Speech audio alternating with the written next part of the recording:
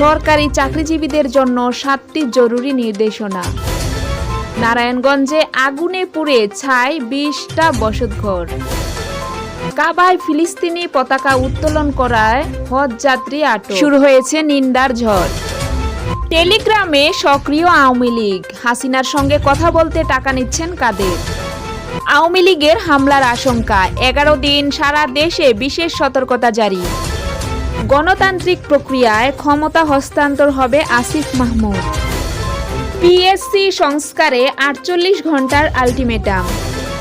লালমনিরহাট বুড়িমারি রুটে 5 ঘন্টা পর ট্রেন চলাচল স্বাভাবিক।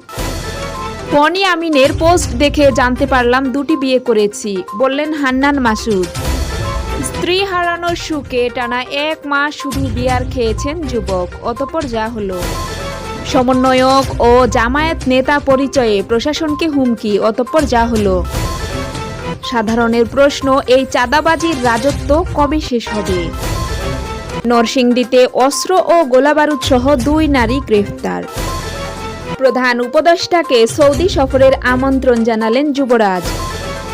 সাবেক এমপি ইফতিকার উদ্দিন মারা গেছেন। ছাত্র জনতার গণ অভ্যুত্থানকালে 15টি মামলার চার্জশিট।